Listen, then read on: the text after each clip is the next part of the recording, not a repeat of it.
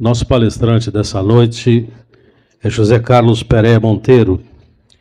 Ele é analista e assessor pleno do Banco Central do Brasil, professor de graduação e pós-graduação, engenheiro civil, doutor em contabilidade e finanças, mestre em auditoria na Universidade de Saragoça, Espanha, escritor de 2 livros, A Herança do Homem Sábio e As Finanças do Homem Sábio.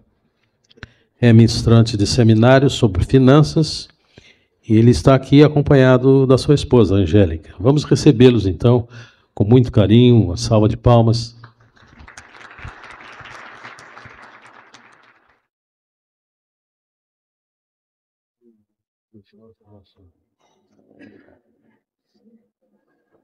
Aqui em cima. Boa noite.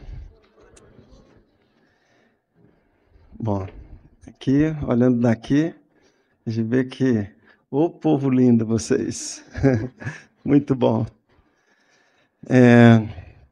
Eu nasci em Porto Velho, Rondônia, e meus pais, eles eram filhos de seringueiros, e eles se encontraram e decidiram, né, que, como eles não tiveram oportunidade de estudar, eles decidiram que iam colocar os filhos para estudar.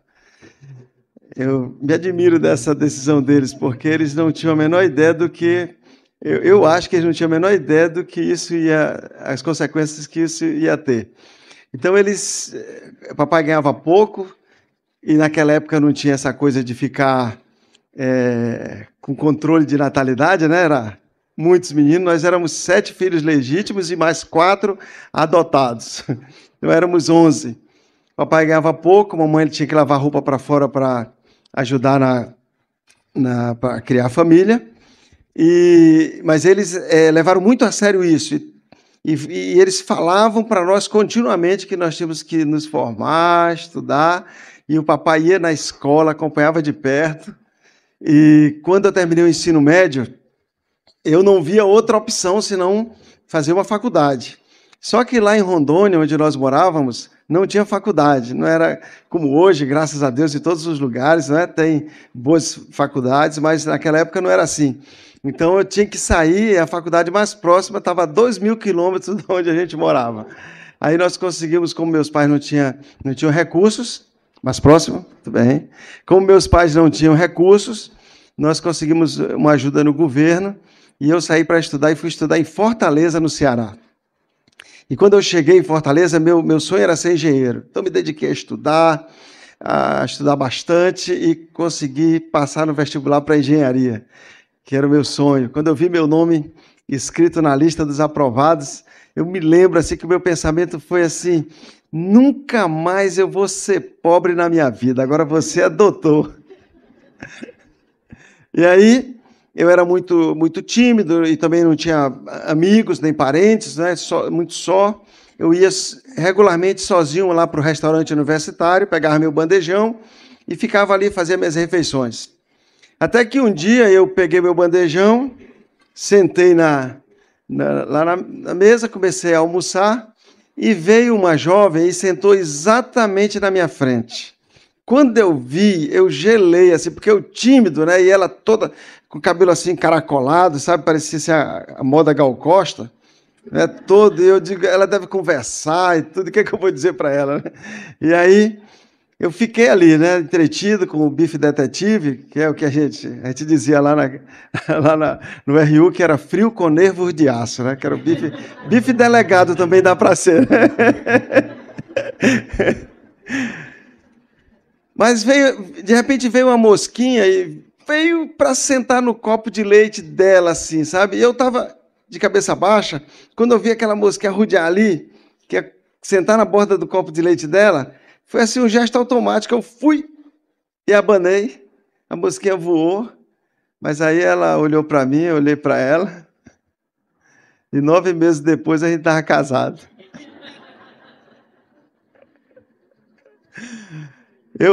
Hoje ela não vai ter oportunidade de se defender, eu vou dizer aqui que eu acho que ela se aproveitou, que eu estava carente, longe de casa, sozinho. E aí, quando eu menos esperava, eu estava casado. Quando eu acordei um dia, estou casado. Né? E eu disse para ela, olha, quando eu me formar, eu quero voltar para Rondônia. Meu sonho era voltar para lá. Terra de mais oportunidades. Eu queria voltar também porque naquela época a gente saía para estudar fora, só voltava formado, era muito caro as passagens. E a família não tinha dinheiro, então eu fiquei 6 anos fora estudando.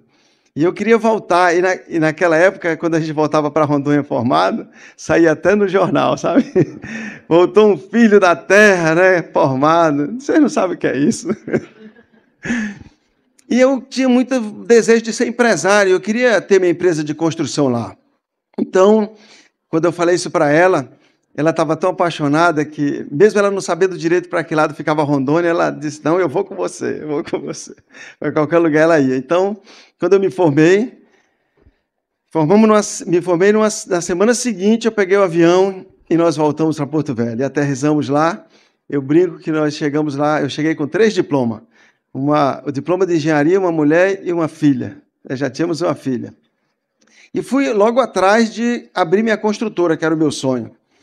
E regularizei a documentação, né? E cheguei em casa com aquele papel na mão, me sentindo o próprio empresário. Eu não tinha dinheiro, não tinha amigos importantes, nem tinha experiência. Eu só tinha um sonho e muita vontade de trabalhar. E aí foi assim que eu comecei, batendo de porta em porta, recebendo muitos não, né? O pessoal olhava para mim, eu tinha uma cara de menino, eu tinha 24 anos, mas parecia que tinha 18. Magrinho, ninguém dava nada por mim. E aí eu fui insistindo, consegui uma obra, conseguia 2, e a coisa foi até que aquele garoto, pela primeira vez, começou a ter um dinheirinho correndo na conta. E aí eu, lógico, fui aproveitar o que o dinheiro podia dar, né? Comprei uma casa, reformei, comprei um carro bom. E aí também, para mim, era muito natural eu sair com meus amigos depois do expediente. De vez, 1 ou 2 vezes por semana a gente saía para farrear. E nisso chegava pela madrugada e a Angélica me perguntava onde eu estava, o que eu estava fazendo, fazia um monte de pergunta difícil. E eu sempre tinha o argumento que eu estava em reunião, eu estava em negócios e que eu tinha muita coisa para resolver, por isso que eu tinha chegado àquela hora. Mas a Angélica, ela nunca foi assim, aquela ciumenta de ficar atrás, mas ela, às vezes eu achava que ela já tinha esquecido o assunto, de repente ela fazia uma pergunta, daqui a pouco ela fazia outra, quando eu menos esperava, eu estava me contradizendo. Eu acho que ela podia ser, assim, ela podia ser investigadora, né? Porque ela sabe fazer as perguntas assim. Não sei se as mulheres aqui gaúchas são assim, mas as baixinhas lá do Ceará não são brincadeira. Aí fazia umas perguntas, quando eu menos esperava, eu estava me contradizendo, e aí eu perdia o argumento, eu não tinha mais argumento, o que eu fazia? Eu gritava com ela, eu batia uma porta, falava alto, eu estou lutando, batalhando para dar a vocês o que eu não tive, eu quero dar uma condição melhor para meus filhos, para minha família, e você fica aí só me fazendo pergunta. E assim as discussões acabavam, porque a Angélica nunca foi de discutir, e eu achava que assim eu ia administrando. E eu ia crescendo profissionalmente. Eu achava muito bom aquilo, porque eu fazia muita divulgação dos meus empreendimentos nos meios de comunicação, então eu tinha também muito acesso, televisão, jornal e tudo. Eu estava me achando realmente no caminho certo. Tudo isso enchia muito meu coração. Mas, como todo negócio tem o seu tempo bom e o seu tempo ruim, não é? Não tem ninguém que só tem tempo bom. E eu entrei no empreendimento, até a Angélica não concordava com que eu entrasse nesse empreendimento, era um empreendimento muito grande, e eu também desafiado, porque eu dizia, não, eu quero crescer e eu não vou ficar preso, não é por medo, eu vou entrar. E entrei nesse empreendimento, e pela circunstância da economia, o que eu esperava que fosse acontecer não aconteceu, e as coisas deram errado, e eu comecei a ter problemas seríssimos que eu nunca pensei em passar. Primeira vez fui para a justiça, advogados, audiências, oficiais de justiça lá na empresa, e isso tudo me estressava cada vez mais. Eu cheguei até ameaças de morte por causa dessas demandas judiciais. Então, era uma coisa muito estressante, muito estressante. Isso acabou agravando mais ainda a situação em casa. Mais brigas, mais farras. Então, foi nesse meio tempo que eu soube de uma senhora que atendia políticos lá na região, e empresários também, e ela fazia serviços espiritualistas, e eu fui atrás dessa senhora. Eu estava vendo que eu não estava conseguindo resolver, e quem sabe alguém fazia ali um trabalho, uma coisa, né? E essa senhora, ela botou as cartas, búzios, e disse muita coisa que estava acontecendo comigo de fato, e eu fui a cachoeiras, encruzilhadas, cemitério, que você pensar, eu estava atrás de tentar encontrar uma solução para aquele cenário que eu enfrentava. Mas isso não resolvia, quer dizer, a coisa cada vez pior, as obras que eu pegava, elas não saíam, eu ganhava concorrência e a obra não saía, e eu ia ficando cada vez mais no sufoco, as obras que eu tinha contratado, o pessoal não pagava, parecia assim que tudo estava dando errado. E aí, nesse período, eu numa festa de carnaval com os amigos, eu decidi experimentar drogas. Eu nunca tinha experimentado, mas naquela festa já tinha bebido bastante. Talvez hoje, olhando para trás, talvez naquele período eu estava querendo alguma experiência que me tirasse um pouco do ar, de fato, diante das circunstâncias que eu vivia, e experimentei, e eu gostei da experiência. E no outro final de semana eu estava usando, eu já comprei para usar. E depois eu percebi que já era no meio da semana. E com o passar dos meses, eu me surpreendi que todo dia, quando dava de meio-dia para tarde, eu já estava ansioso para chegar de noite, porque eu ia me drogar. Aí comecei a fazer viagens só a pretexto de me drogar. Eu ia dizer que era negócio, mas eu ia me drogar. E a empresa cada vez mais entregue na mão de terceiros, eu fui abandonando tudo, a coisa foi indo para o ralo, casamento também. Eu evitava ao máximo acordar a Angélica quando eu chegava, então eu passei a dormir no quarto do meu filho, e a gente passou a dormir em quartos separados. Para a sociedade, para a família, parecia que a gente estava bem. Nós íamos para as reuniões sociais, juntos e tudo, mas dentro de casa nós andávamos em caminhos completamente diferentes. A Angélica era funcionária da Caixa Econômica, cuidando dos nossos filhos. Nesse período nós já tínhamos, os outros filhos vieram, veio o Felipe, primeiro a Raquel, depois veio o Felipe, depois a Júlia, e ela cuidava dos meninos, e eu vivia nessa loucura, correndo atrás de tapar 10 garrafas com 7 rolhas, tentando encontrar a solução porque não tinha, e cada vez mais estressado. Até que eu vi que, de fato, eu precisava de ajuda, que eu não estava conseguindo resolver sozinho aquela situação. Eu não tinha mais controle sobre aquela situação. E aí foi que eu percebi que os amigos que eu tinha não eram amigos que eu tivesse a coragem de contar para eles o que eu estava vivendo. Eu até era muito orgulhoso também naquele momento para dizer os problemas que eu estava vivendo para eles. Eram amigos de farra, a gente contava muita piada, mulherada, coisas assim, negócios, futebol, mas não tinha profundidade para dizer, olha, eu preciso de ajuda. Eu preciso de que alguém me ajude, porque eu estou indo por um caminho que não vai acabar bem. Então eu pensei nos meus parentes, eu não queria que meus pais soubessem, eu não queria que meus irmãos soubessem o que eu estava vivendo. Eu queria dar uma solução sem que ninguém soubesse, para que poupá-los de tudo isso e da minha vergonha também. Então, nesse momento, eu decidi contar para a Angélica. Contar para a Angélica isso não era fácil, porque eu sabia, a Angélica, para ela, essa questão de drogas era um tabu. E ela não sabia, ela não tinha ideia da dificuldade financeira que eu estava vivendo. Ou seja, nós vivíamos na mesma casa, mas eu não me inteirava da vida dela e nem ela da minha. Era assim como a gente vivesse, como a Angélica gosta de dizer, nós éramos como 2 linhas paralelas. Estávamos juntos, mas nunca nos encontrávamos. E aí eu sabia que ia ser um choque muito grande para ela dizer tudo isso. Mas aí eu não via outra alternativa, eu estava desesperado, eu precisava de uma solução. E aí um dia, depois de uma discussão com ela, eu contei tudo.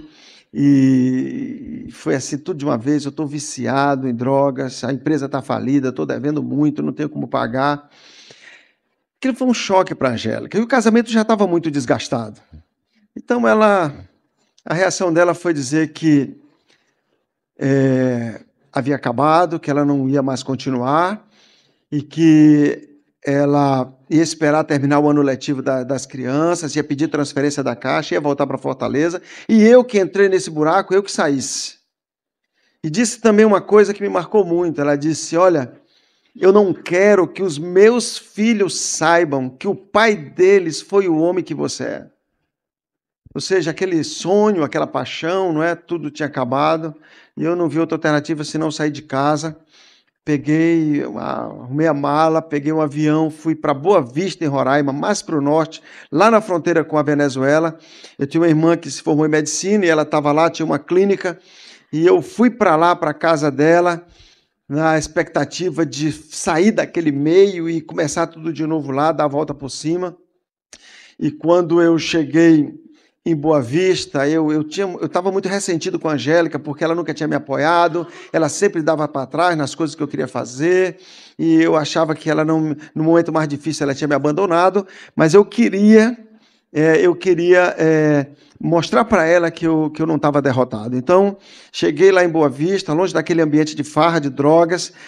Minha irmã e meu cunhado me ajudaram muito, eu fiquei hospedado na casa deles. Muitas pessoas, assim, muitas oportunidades eu tive, mas aquilo que já vinha acontecendo lá em Rondônia continuou acontecendo lá em Boa Vista.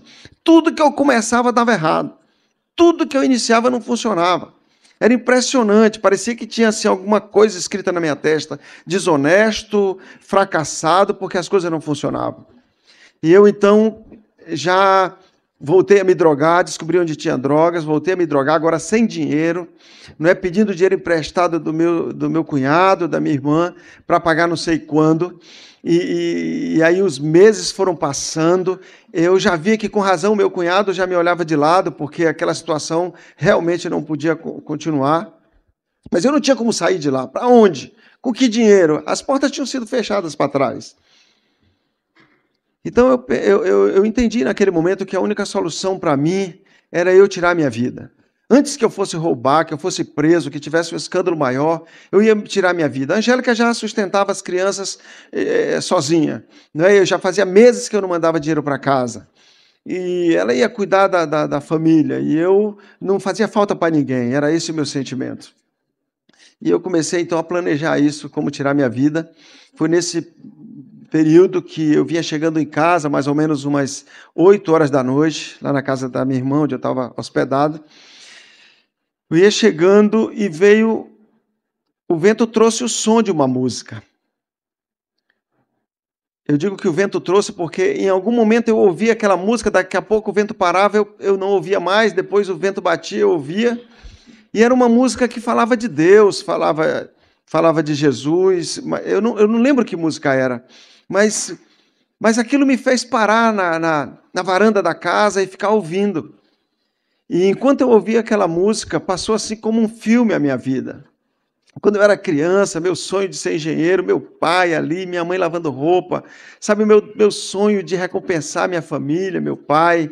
Depois a minha faculdade, sabe, como eu me orgulhava assim, do curso que eu tinha feito, a minha esposa, o meu casamento, meus filhos, a empresa que eu tinha constituído. Tudo que eu havia empreendido havia fracassado. E naquela noite eu entendi que a culpa não era da Angélica, que não me apoiou, ou dos meus amigos que não me ajudaram. A culpa era minha mesma. Eu tinha tido todas as boas oportunidades. Eu tinha feito as escolhas erradas.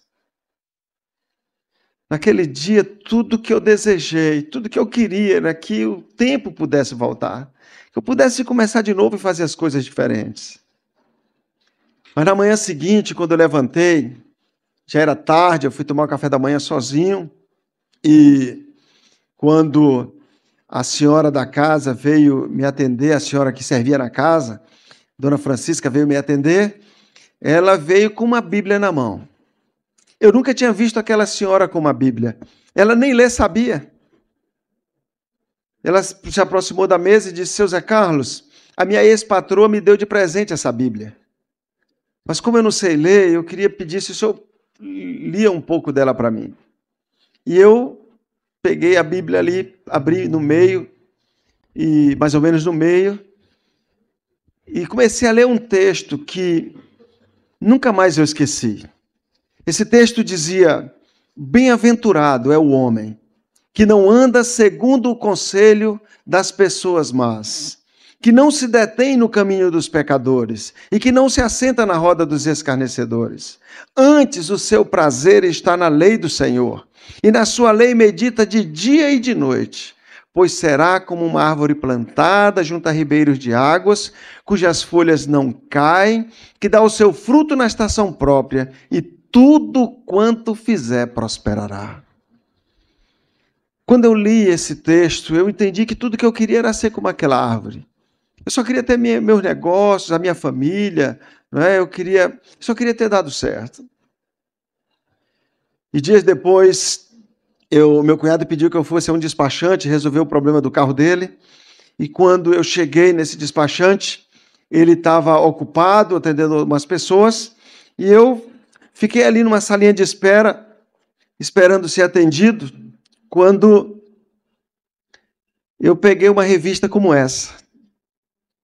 Era uma revista à voz, como essa que está sobre a sua mesa, publicada pela Donep. Eu não conhecia a revista à voz e nem conhecia a Donep. Eu me lembro que parecia Seleções, o tamanho da revista Seleções, que eu gostava muito de ler, e abri para ler.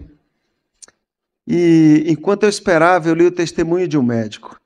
Ele contava ali na revista que ele havia passado por um momento muito difícil na vida dele, mas que ele havia tomado a decisão de entregar a vida dele a Jesus. E que Deus, 3 anos depois, já havia dado a ele tudo que ele havia perdido e muito mais. Sabe, aquilo foi muito forte para mim, porque eu vi a fotografia da família dele, eu vi, era um homem muito sério, um homem com muitas responsabilidades, tinha ali a cidade daquele homem. Era uma coisa muito forte. Eu disse, se isso aconteceu com o médico, pode acontecer com o engenheiro também. 3 anos eu pensei. Eu tenho 31, com 3 eu vou ter 34, vou estar novo ainda. E aí nessa expectativa fui atendido e comecei a perguntar coisas para o despachante, e ele, vendo o meu interesse, me convidou para um jantar. Um jantar como esse aqui. Um jantar da Donep. E eu saí daquele despachante com um convite na mão e fiquei esperando o dia. Era no dia 11 de outubro daquele ano, uma sexta-feira. E eu fiquei esperando chegar aquela sexta-feira, e no dia que chegou eu botei a melhor roupa que eu tinha e saí para aquele hotel. E quando eu cheguei, eu percebi assim, que um ambiente tão gostoso, né? Eu não vi bebida alcoólica, ali umas pessoas tocaram uma música, depois alguém foi à frente e começou a falar da sua experiência de vida. Era um comerciante, ele dizia como Deus havia transformado a família dele, restaurado, como ele tinha sido abençoado por tomar decisões, né, de acordo com a vontade de Deus. Enfim, essa coisa do relacionamento tão próximo que eu nunca tinha visto isso. E aí, então, naquela noite, enquanto aquele homem falava, eu fui me identificando com muitas coisas que ele tinha vivido e foi entrando no meu coração uma fé, uma certeza, uma convicção de que não estava no fim, de que havia uma esperança, de que havia algo que eu não conhecia, uma nova forma de viver. E naquela noite, no final da reunião, eu tomei a decisão que mudou completamente o rumo da minha vida. Naquela noite, muito arrependido dos meus pecados, reconhecendo todos os meus erros, eu tomei a decisão de entregar a minha vida nas mãos de Jesus.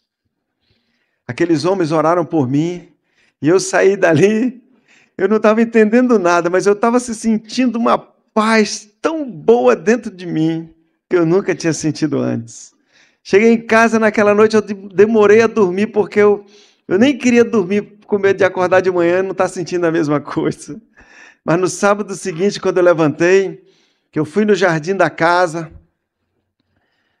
A sensação que eu tinha era que o sol brilhava diferente, que o verde do jardim era diferente, mais verde, e aquela paz continuava dentro de mim. E à noite aconteceu algo assim que foi determinante para mim. Quando chegou de noite, eu percebi que aquela vontade de me drogar, que há 4 anos me dominava, que eu não conseguia conter, naquela noite eu percebi que ela não me dominava mais. Nunca mais eu coloquei droga no meu corpo. Naquela noite, Jesus me libertou.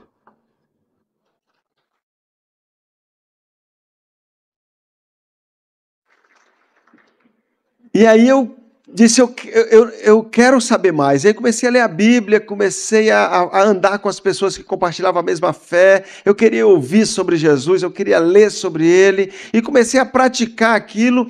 E eu fui percebendo que as coisas estavam mudando. Eu simplesmente não dizia mais os palavrões que eu dizia regularmente. E não contava mais as mesmas piadas. Algumas coisas assim estavam mudando. Aquele jeito estressado que eu estava, de repente começou a mudar, e eu mesmo me admirava das mudanças que estavam acontecendo em mim. E eu dizia, só pode ser esse Jesus que eles falam. Porque era algo que não dependia de lógica, matemática ou científica, era algo que, de fato, ia além do meu entendimento. E eu disse, então eu quero mais, eu não queria perder aquela oportunidade, porque quando eu achava que tudo estava perdido, quando eu achava que não havia mais esperança, agora eu tinha encontrado. Havia uma luz, havia uma esperança. Eu não queria perder isso. Então, tudo que eles me orientavam, me ajudavam, eu estava lendo a Bíblia, eu ia para as reuniões, eu orava e já comecei a entender pela Bíblia e pelo que eu conversava com esses novos amigos, que era da vontade de Deus que eu voltasse para casa, restaurasse meu casamento. E aí eu comecei a falar com Deus, porque o que Deus estava fazendo comigo era tão extraordinário que eu acreditava que nada era impossível mesmo. Até a Angélica, que estava decidida a me abandonar, eu sabia que Deus podia mudar o coração dela. E aí eu comecei a falar com Deus e pedir a Deus para tocar o coração dela, que eu ia ligar para ela e propor nós começarmos de novo. E um mês depois dessa experiência do jantar, eu peguei o telefone e liguei para ela. E ela lá, não sabia nada do que estava acontecendo, recebeu a ligação 6 meses que nós estávamos separados. Aí ela atendeu, e aí eu propus para ela, conversamos um pouquinho sobre as crianças, aí propus para ela voltar para o Ceará junto com ela e as crianças e começar tudo de novo lá. E do outro lado da linha, a Angélica sem saber nada do que estava acontecendo. Nem eu sabia explicar para ela. E nem eu queria prometer, porque quantas vezes eu tinha prometido mudar e não mudava. A Angélica, sem saber de nada, aceitou. Disse, sim, venha que nós vamos juntos. E eu sempre acho esse momento assim muito importante, porque eu quero agradecer muito a Deus pela esposa que Deus me deu, porque era como se ela estivesse aceitando de volta para lutar pelo casamento, o mesmo homem que gritava, que usava drogas, né, com todos os problemas. Ela estava disposta a lutar pelo casamento dela, pelo pai dos filhos dela. Estava disposta a me ajudar. Isso foi muito forte para mim. E aí eu volto para Porto Velho para nós vendermos a casa e nos mudarmos para Fortaleza. E quando eu cheguei em casa, foi assim um choque para ela, porque ela me via lendo a Bíblia, ela achava assim que eu estava ficando doido. Ela via algumas músicas novas aí que eu estava ouvindo agora, que não eram as músicas que a gente ouvia. E ela, muito ressentida, muito marcada com tudo que a gente tinha vivido, naturalmente ela me alfinetava, né? Ela tinha, né? Eu acho que é só lá para o Ceará que, né, que as mulheres fazem isso, assim, elas dão umas alfinetadas, às vezes, assim, bem onde dói. E às vezes, quando ela fazia isso, eu dizia assim, vinha aquela vontade, sabe, de fazer de novo como eu fazia antes, de eu dar uma dura nela, dizer coisas com ela, sabe? Mas aí eu lembrava do que eu tinha lido na Bíblia, que na mesma medida que eu desse, eu ia receber. Se eu a tratasse com amor, com carinho, com respeito, Deus ia mudar o coração dela. E tinha mudado o meu, podia mudar o dela. E aí eu comecei a reagir assim, a tal ponto que ela percebeu a diferença. Uma coisa engraçada, mas é verdade, até lavar a louça eu estava lavando que eu não lavava. Ela viu que estava, sabe, muita coisa diferente. Aí nós almoçando assim, ela olhou para mim e disse assim, Zé Carlos, eu não sei o que aconteceu contigo, mas tu é outro homem. E aí eu me alegrei muito, porque eu tinha visto na Bíblia isso, que aquele que está em Cristo, nova criatura é. As coisas velhas se passaram e tudo se fez novo. Aí nós vendemos a casa, queríamos ir para Fortaleza para morar num bairro que nós já tínhamos morado antes, e comprar um apartamento que desse para a família com 3 filhos, né? 3 quartos, suíte, dependente, enfim. E nós começamos a conversar sobre isso, e eu sabia que o dinheiro que nós tínhamos vendido a casa, devido ao mercado não estar bom lá para aquela região, naquele momento, e também pelo próprio fato de a gente estar vendendo para se mudar, a gente nunca pega o preço que vale, né? Eu sabia que o dinheiro que a gente tinha era muito difícil comprar o apartamento que a gente queria lá em Fortaleza. Mas eu estava com tanta fé que eu disse para a Angélica, eu digo, Angélica, se nós orarmos, eu sei que Deus vai dar. E aí ela disse, aí é assim, só falar com Deus? Eu digo, Deus é. Eu digo, senta aí, diga para Deus aí onde é o apartamento. Ela foi dizendo, né? Quantos quartos, suíte e tal.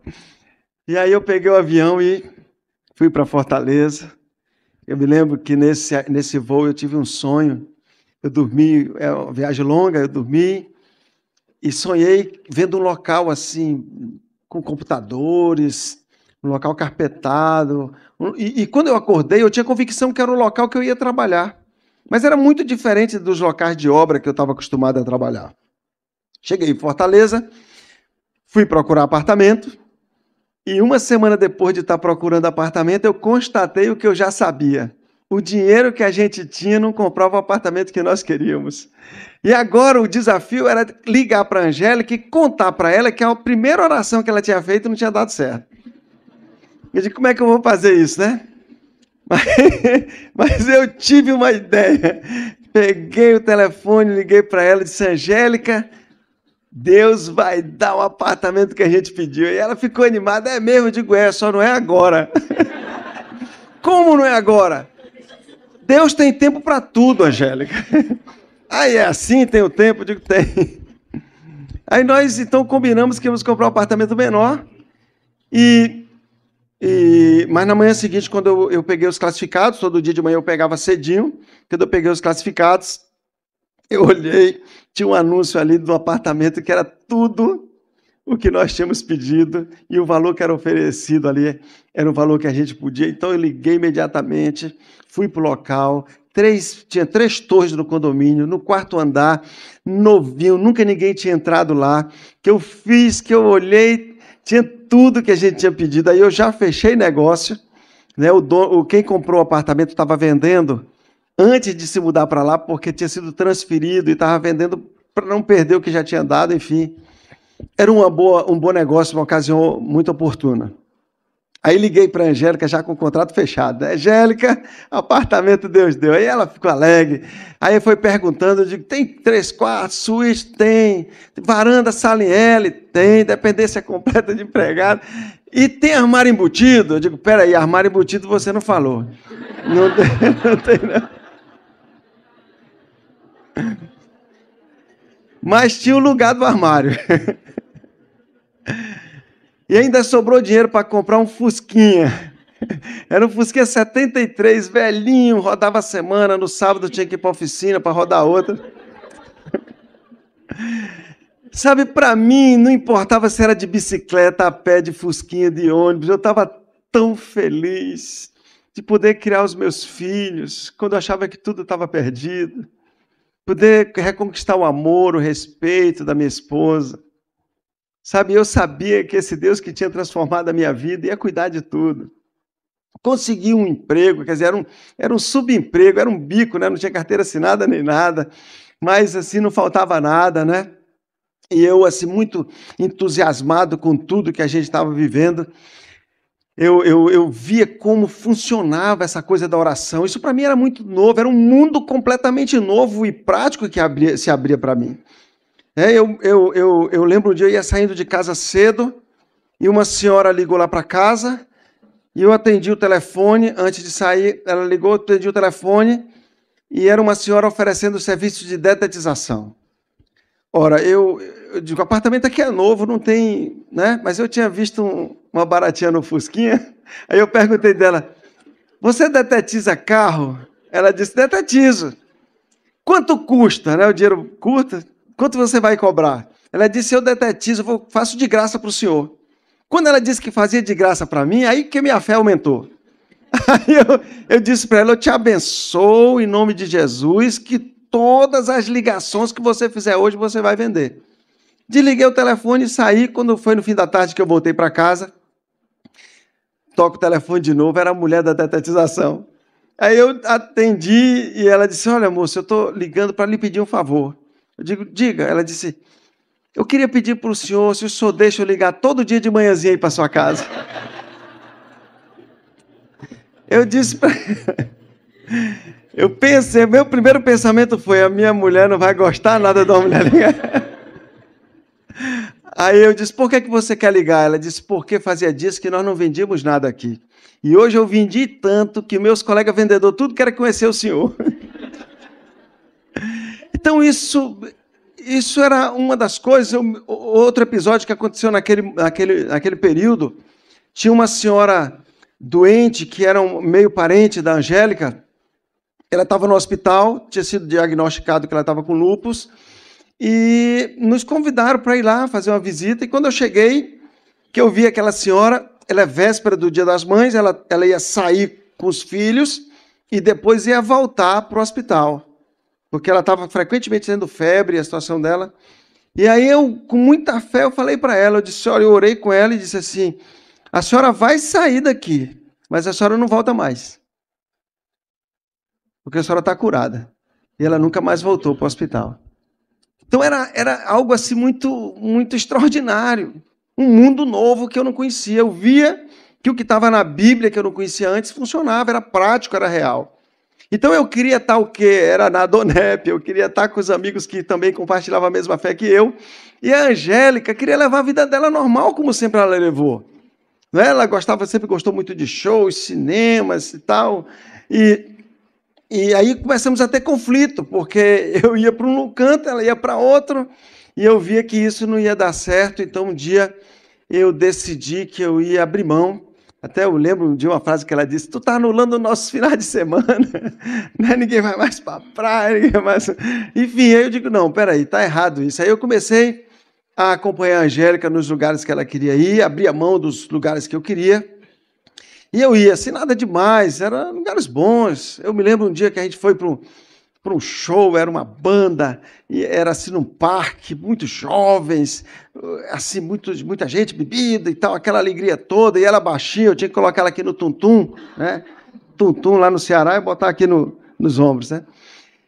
E ficar dançando lá, né? E ela dançando com a mão para cima, e eu dançando aqui, só que enquanto eu dançava, eu orava, eu dizia, Senhor, eu estou aqui, mas não sou daqui. A minha família não é daqui.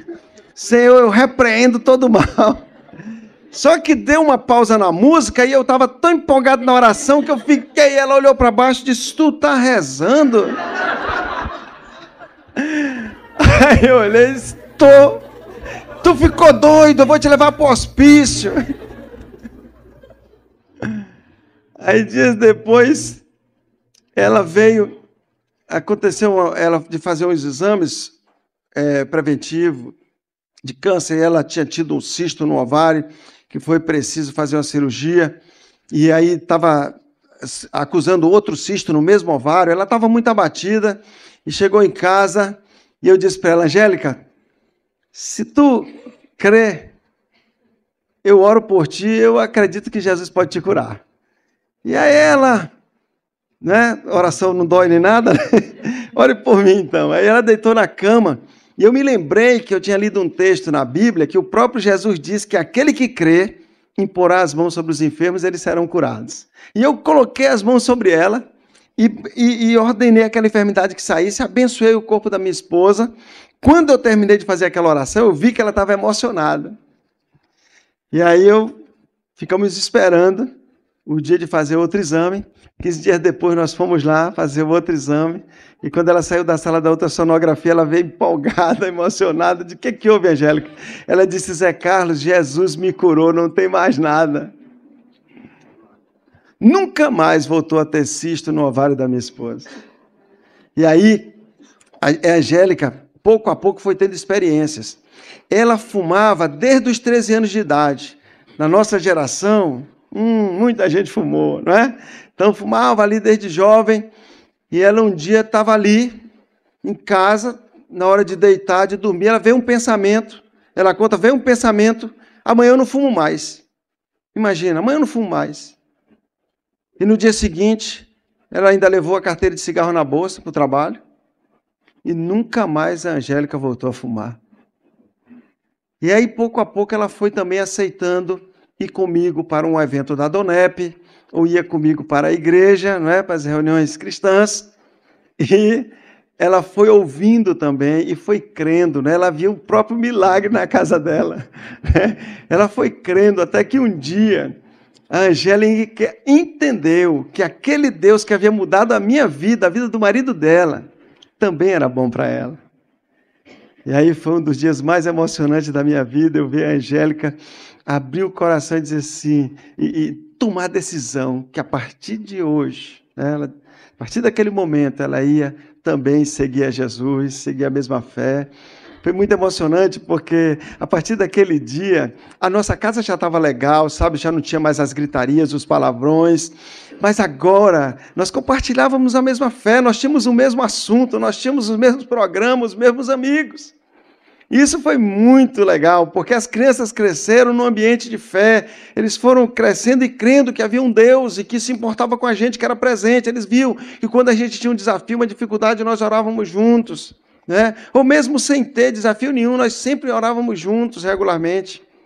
Algumas vezes, quando o papai se excedia, ou a mamãe, eles viam a gente pedindo perdão um ao outro. E eles cresceram e tomaram a própria decisão dele de também seguir a Jesus. E aí, quando tudo já ia muito bem, eu digo, agora eu quero pedir a Deus para eu melhorar profissionalmente. Porque eu continuava naquele subemprego. Eu digo, eu sei que o que Deus tem para mim é muito maior. Pensei, né? E aí eu e as crianças e a Angélica começamos a orar para que eu tivesse uma melhora profissional. E foi aí que eu fui surpreendido, que eu fiquei desempregado. Eu, no primeiro momento, não entendi. Eu digo, eu oro pelos outros, dá certo. Quando eu oro por mim, não dá certo. E aí eu disse, não, eu vou distribuir currículo, distribuir para várias construtoras, eu tinha um currículo bom. E eu disse, logo eles vão telefonar para uma entrevista e não vai custar, eu vou estar empregado. E olha, os dias foram passando e nada, até que um dia a Angélica chegou da Caixa Econômica, eu estava sentado no sofá perto do telefone. Ela olhou para mim e disse, olha, Zé Carlos, você amanhã vai para a rua. Como ir para a rua? Você vai para a rua fazer alguma coisa, faça sanduíche, vai vender à praia, inventa alguma coisa. Eu pensei até, eu digo, será que ela quer que eu vá cuidar de carro, alguma coisa? Porque o que eu ia fazer na rua? Vai para a rua. Mas aquilo, sabe, foi uma coisa que no primeiro momento eu achei ruim, mas depois eu lembrei que ela tem um irmão, né, que fabricava um refrigerante artesanal chamado Cajuína, lá no interior do Ceará. Fabricava cajuína lá, eu digo, rapaz, eu vou vender cajuína para o Valdir. Eu acho que aqui ninguém sabe o que é cajuína. Refrigerante artesanal. Muito bom, muito bom. Se tiver com muita sede, se tiver bem geladinha. Ó, aí só que eu nunca tive experiência de venda. Mas tinha vários restaurantes lá perto da nossa casa, e eu sabia que cearense gostava de cajuína. Aí eu digo, vou vender cajuína aqui nesses restaurantes. Só que assim, eu não tinha experiência de venda, mas eu sabia que Jesus podia me ajudar em tudo. Aí o que eu fazia? Eu botava as caixas no chão, todo dia de manhã, antes de eu sair, botava aquelas caixas lá na garagem, botava as mãos sobre a caixa e dizia, Senhor, abençoa essas cajuínas, abençoa para que quando o freguês chegue lá, ele só pense em cajuína, quando ele entrar no restaurante. E aí a pessoa repreende a Coca-Cola, repreende a Pepsi. Eu comecei a vender, distribuir cajuína. E aí o pessoal começou a me... Eu percebi que eu estava prosperando na cajuína, porque antes de eu ir lá oferecer, o pessoal já começou a me ligar. Eles não sabiam o meu nome, me diziam assim, é o senhor da cajuína? Eu digo, é o da cajuína. Acabou a cajuína, traga mais. Eu digo, Angélica, eu estou prosperando na cajuína. Aí eu digo, eu vou abrir um depósito. Eu comecei a procurar um lugar, e enquanto eu procurava um local, já pensando em abrir um depósito de bebida, né? Eu já ser empresário. E eu entrei num restaurante, entreguei uma caixa de cajuína. Enquanto eu esperava o pagamento, eu folhei um jornal que estava no balcão e eu vi um edital de concurso. Concurso para o Banco Central do Brasil, analista, nível superior. Aí eu pensei, já pensou da cajuína para o Banco Central? Afinal, eu ainda sou engenheiro, né? Quem sabe eu faço esse concurso? Aí eu recortei e cheguei em casa com essa novidade. Eu sempre fui o sonhador lá em casa, né? Sempre tive os sonhos, e a Angélica sempre foi o contraponto, né? Ali para botar os pés no chão. Cheguei em casa, digo, Angélica, o que tu acha de eu fazer o concurso do Banco Central? Ora, eu tinha parado de estudar há 10 anos. Tinha 14 matérias aquele concurso. 8 delas eu nunca tinha estudado antes. 5 matérias de direito, contabilidade, administração e economia. Eu nunca tinha visto isso. Tinha 2 meses para me preparar. A Angélica tinha todos os motivos para dizer assim, Zé Carlos, tu está indo tão bem na cajuína. O que tu está inventando, né? Mas ela tinha aprendido, né, que uma das coisas que a gente aprende na Donep, a gente aprende muitos segredos que ajudam muito a gente na vida prática. E uma das coisas, ela aprendeu o valor e o poder e a força que tem quando uma esposa está unida com o marido num sonho. Quando se unem, os dois sonham juntos. E aí, ela disse, faz o concurso, nós vamos orar e eu creio que Deus pode nos dar essa vitória, né? E aí eu comecei a estudar, eu ia 8 horas da manhã para a biblioteca, ficava até meio-dia eu saía, ainda distribuía umas cajuínas, almoçava, voltava 2 horas, aí ficava até às 18 horas na biblioteca, de lá eu me matriculei num curso preparatório, ia para o curso à noite. Então, assim, foram 2 meses intensos. E eu percebia, né, as crianças nesse período oravam mais do que... Porque eles já ficando adolescente, os meninos queriam ir para o Beach Park, caro demais. Eu disse, olha, vendendo cajuína não dá não, mas se o papai passar no concurso, eu acho que vai dar. Aí que os meninos oravam, sabe? Me ajudaram a minha oração. Então, eu percebia que eu estava aprendendo matérias que eu nunca tinha estudado direito, eu fazia as provas anteriores e fazia todas as questões. Eu me admirava com aquilo. Gramática, que quando eu fui fazer engenharia, eu disse, eu nunca mais estudo isso na minha vida. Eu tinha horror à gramática. Comecei a ver que sabe, a própria Angélica, que sempre foi muito boa em gramática, e eu o contrário, eu conversava com ela, ela disse, poxa, tu está sabendo mais do que eu. Então, isso era algo extraordinário que estava acontecendo. E eu cada vez me animava mais, porque eu fazia as provas anteriores e via como funcionava. Chegou o dia da prova, fiz uma excelente prova. Fiquei esperando, eram 16 vagas. Olha, e cearense, o que tinha de cearense estudando, e cearense é cabeção para concurso, que não é brincadeira. Está cheio de cearense lá em Brasília dos concursos que eles fazem. Então, assim, e eles estudando, e eu digo, rapaz, só tem 16 vagas, vamos ver como é. Fiz a prova e fiquei esperando o resultado. Aí nós estávamos numa convenção da Donep no Rio de Janeiro, em julho, e num intervalo lá das palestras e das músicas, eu resolvi ligar lá para casa para saber como as crianças estavam. Estava só eu e a Angélica. E liguei lá para casa. Quem atendeu foi meu filho Felipe, meu filho homem, meu amigão. E o Felipe atendeu, e já quando ele atendeu, viu que era eu, muito emocionado, disse, papai, o teu nome está no jornal. Eu disse, o que houve, meu filho? Ele disse, papai, tu tirou em 5º lugar no concurso do Banco Central. Muito legal.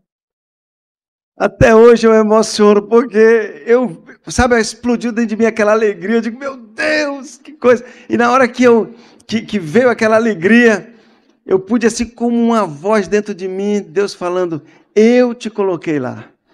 Eu te coloquei lá. E aí, dia 6 de setembro daquele ano, 94, eu tomei posse no Banco Central. Agora, 6 de setembro fez 22 anos. Naquele 6 de setembro eu entrei. E dias depois eu estava trabalhando no Banco Central. E duas coisas eu me lembrei. Eu me lembrei do sonho do avião, que eu tinha tido há 3 anos antes, que eu já tinha esquecido. Era aquele lugar que Deus tinha me mostrado no sonho. E Deus me fez também lembrar o testemunho do médico. Estava fazendo 3 anos que eu tinha decidido entregar minha vida a Jesus. E eu podia dizer, como aquele médico disse, Deus tinha me dado muito mais do que eu havia perdido. Deus tinha me dado paz no meu coração. Deus me deu uma família maravilhosa, amigos verdadeiros. Deus tinha me dado o bem mais precioso que eu considero que um ser humano pode ter andando na terra. Deus colocou no meu coração a certeza da vida eterna. A certeza que meus pecados foram perdoados e que meu nome está escrito no livro da vida e que eu vou morar no céu. A morte para mim não é o fim, é o começo. Então isso é um bem, é algo extraordinário. Nada nem ninguém pode tirar essa certeza do meu coração. E aí eu e a Angélica começamos a ajudar famílias, outros casais, porque o que tinha acontecido comigo eu queria que acontecesse com outras famílias também, e nós vimos que funcionava, e cada vez nós envolvidos, mas eu também tinha sonhos de fazer pós-graduação, e eu estava no Banco Central, eu entrei no Banco Central, e como eu era engenheiro, eles me colocaram na área meio, para cuidar de prédios e tal, fazer avaliações, e eu queria trabalhar na área de fiscalização, na área de regulação, e propus ao Banco Central me liberar para eu fazer mestrado e doutorado em contabilidade e finanças. O Banco Central aprovou a minha proposta, propus à Universidade de Saragoça, na Espanha, fui aprovado. A Angélica, 18 anos que trabalhava na Caixa Econômica, foi lá, pediu as contas para me acompanhar. E aí, eu, a Angélica e as crianças pegamos um avião para a Espanha para fazer mestrado e doutorado em contabilidade e finanças. Eu nem sabia espanhol nem contabilidade e finanças. Eu não sei se o tempo voltasse, se eu tinha essa coragem mais. Foi um negócio impressionante. Saímos para lá, aterrissamos num país, pela primeira vez morar num país estrangeiro. Muitos desafios nós enfrentamos, mas nós tivemos a oportunidade de estar tão unidos. Me lembro da Angélica, pela primeira vez foi para a cozinha, porque antes, se ela passasse perto do fogão, ela se queimava. E agora a Angélica foi cozinhar, e eu tinha feito um acordo com os meninos que nós só íamos elogiar. Só vamos elogiar. Mas a comida às vezes saía 4 horas da tarde, 5, e não precisava. A gente estava morrendo de fome, então já tudo era bom. E ela lá na cozinha, não era fácil desafio para ela, passar roupa para ela era um desafio. Mas ela estava ali, sonhando comigo. E tudo que eu fizer por essa mulher, todo o bem que eu fizer, é pouco. É pouco. E lá na nossa casa nós vimos várias famílias se reconciliarem, pessoas terem a sua experiência com Deus. Andamos em vários países da Europa, levando essa mensagem. E uma coisa que eu acho legal é que a Angélica, quando era criança, lá no interiorzão do Ceará, onde ela morava, onde ela nasceu, um dia ela viu no livro de história uma cidade chamada Veneza. E ela sonhou um dia ir lá. E eu pude levar minha esposa para estar lá, né? Andando naquelas ruas ali de águas, né? Aquela coisa tão romântica. E quando no final das contas eu terminei o mestrado e o doutorado, eu fui assim muito feliz, porque eu terminei o mestrado e doutorado com a nota máxima que as universidades espanholas elas dão, que é a nota máxima é sobressalente. E eu saquei, né? Já usando o espanhol, saquei sobressalente com laude. Então, assim, foi muito, né, além do que a gente esperava. E eu tinha um acordo com o Banco Central para voltar para o Brasil, para morar em Brasília, porque era lá que eles queriam a aplicação do estudo que eu tinha feito. E aí nós fomos morar em Brasília, eu pedi a Deus para morar perto, e Deus nos deu um apartamento ali pertinho daquele prédio preto que aparece na televisão ali do Banco Central. Nós moramos ali do lado. Eu vou todo dia a pé trabalhar, volto meio-dia para comer a comida mais gostosa do mundo, que é a que a Angélica faz. Tiro uma soneca depois do almoço, que eu já era graduada na Sesta lá no Ceará, mas lá na Espanha eu fiz uma pós-graduação em Sesta também. E aí, eu tiro uma sonequinha, volto para trabalhar, e nossos filhos cresceram, né? A Raquel, ela se formou em Relações Internacionais, casou com um jovem filho de um grande amigo meu, e eles estão muito bem, compartilham a mesma fé, moram em São Paulo, já nos deram 2 netinhos, né? Estão ali trabalhando em São Paulo. A Eva e o Matias. O Matias é a cara do vovô, não tem quem me convença o contrário. Aí tem o Felipe, que é meu amigão, meu campeão. Ele cresceu ouvindo isso e a gente é muito ligado. E quando nós voltamos da Espanha, ele já estava na universidade, ele pediu para ficar e nós deixamos o Felipe lá. O Felipe hoje é executivo de uma multinacional chinesa, ele é chefe do escritório dessa indústria lá na Europa, casou ano passado com uma espanhola, né? E está lá, mora lá. E a Júlia, nossa caçula, se formou em medicina na UNB e ela é muito voltada assim, para ajudar pessoas, trabalho social. Já esteve pelo sertão do Ceará, trabalhando no meio daquele sertão ali, morando lá. Né? Trabalhava de segunda a quinta como médica, sexta, sábado e domingo pelo sertão, fazendo trabalho social, levando essa mensagem de fé e de amor naqueles lugares tão distantes. Né? E eu, como sou assim um sonhador, esses dias eu acordei com a ideia de escrever uns livros. Sonhador é assim, acorda com a ideia, né? Eu digo lá em casa o seguinte, eu tenho umas ideias e a Angélica me ajuda a realizar. Digo, eu vou escrever um livro, Angélica. E ela disse, sobre o quê? Eu digo, sobre família. E aí eu escrevi o livro A Herança do Homem Sábio.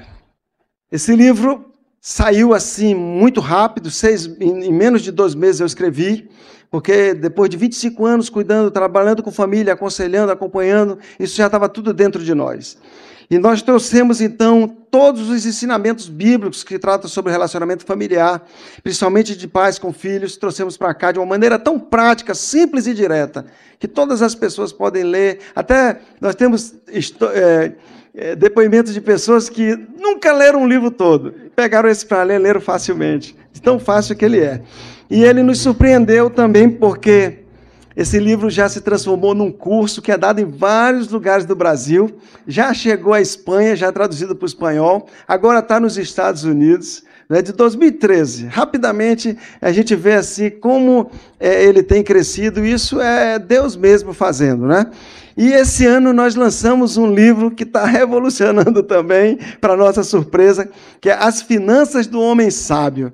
Esse livro contém princípios assim fortes que mudam lá dentro a atitude. Nós temos visto tantos testemunhos de pessoas que têm assim visto as suas finanças melhorarem, mudarem, né, por causa da prática desse livro. Esse livro também é um curso de grupos pequenos, que os casais se reúnem, uma vez um amigo deu essa ideia e nós botamos em prática. Os casais se reúnem uma vez por semana para ler e discutem um assunto e saem dali. Um aprende com o outro, não é? E se fundamentando em princípios eternos, princípios milenares que são eternos e princípios que já se cumpriram e sempre vão se cumprir, independente da sociedade e da cultura que seja. Então, esses 2 livros, assim, eles são para nós uma grande surpresa, não é? Tem nos ajudado muito nesse trabalho de ajudar outras famílias. E eu e a Angélica ficamos só nós 2 em casa agora. Né? Mas nós não temos problema de ninho vazio. Eu e a Angélica estamos assim com muita atividade, muita gente na nossa casa, muitos casais, muitas famílias, pessoas que a gente tem ajudado. E nós, eu digo que e esse é o meu sentimento e a verdade, que hoje eu estou muito mais apaixonado pela minha esposa do que eu era quando eu casei com ela, né? Sou apaixonado por ela, amo, respeito, tenho um carinho muito grande por ela. E hoje, Hoje eu me sinto como uma árvore plantada junto a ribeiros de águas, cujas folhas não caem e dá o seu fruto na estação própria. E tudo que eu tenho feito, tudo que eu tenho colocado as mãos para fazer, Deus tem feito prosperar.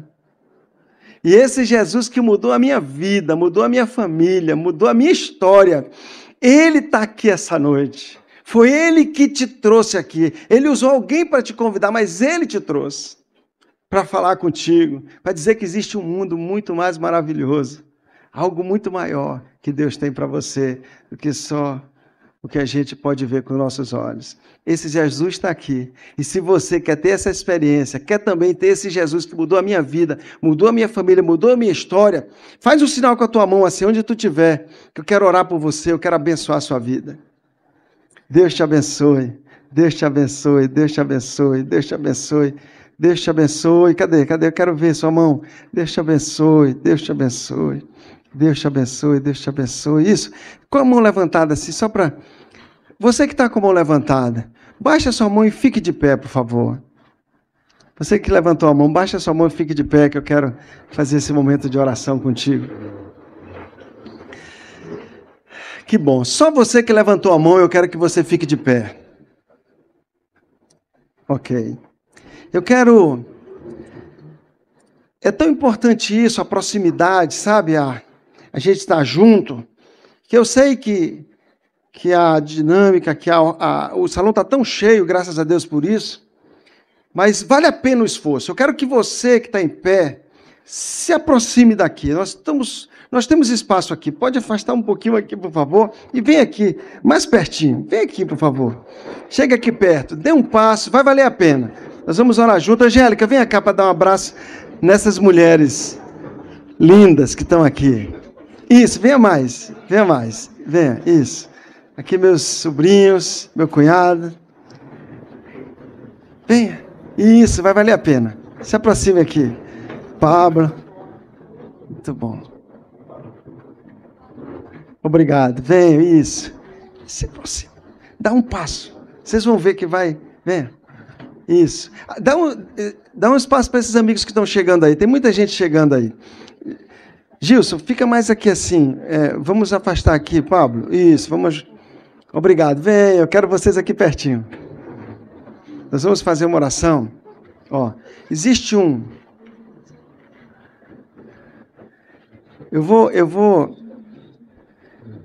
vou dizer uma coisa aqui que vai se cumprir na vida de cada um de vocês que está aqui na frente. Eu vou abençoar a vida de vocês.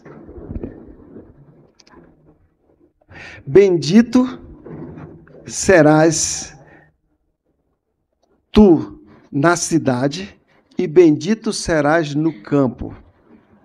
Bendito o fruto do teu ventre, o fruto da tua terra e o fruto dos teus animais. Bendito o teu cesto e a tua amassadeira. Bendito serás tu ao entrares e bendito serás ao saíres. O Senhor fará com que sejam derrotados na tua presença todos aqueles que se levantarem contra ti. Por um caminho eles sairão contra ti, mas por 7 eles vão fugir da tua presença. E o Senhor determina que a bênção esteja na tua casa e em tudo que tu colocares as mãos. O Senhor te abrirá o seu bom tesouro, o céu, para dar chuva à tua terra no seu tempo e abençoar todas as obras das tuas mãos. E nesse tempo de dificuldade, eu quero dizer para você que tu vai emprestar a muitas pessoas, porém tu não tomarás emprestado.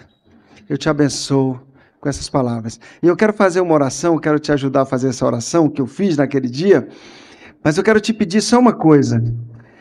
Fecha os teus olhos para você não se distrair e repete comigo isso. Diga assim: Senhor Jesus, eu me arrependo dos meus pecados e entrego a minha vida, a minha família, os meus negócios nas tuas mãos e te recebo como meu Senhor e meu Salvador. Amém. Deixa eu orar por vocês. Pai, eu abençoo. O Senhor está me mostrando aqui que tem 2 pessoas que estão dependendo de remédios aqui. Hoje você vai dormir, vai ter que botar despertador para acordar amanhã. Vai dormir bem. Não dependerá mais de remédio para dormir. E nem de remédio para depressão. Deus está libertando hoje. Eu te abençoo com essa libertação. Eu abençoo com longevidade. Que nenhum de vocês morrerá prematuramente, mas cumprirão todo o propósito de Deus que os criou aqui na terra. Eu os abençoo com paz na família, com longevidade, com alegria, com prosperidade. Em nome de Jesus. O Espírito de Deus entra dentro de você agora. O Espírito Santo entra dentro de você agora, trazendo uma paz que você nunca sentiu antes. Você vai voltar diferente do que você veio. O Espírito Santo entra dentro de você e vai te guiar continuamente. E vai fortalecer os teus ossos. E tu serás como um jardim regado e como um manancial cujas águas nunca vão faltar.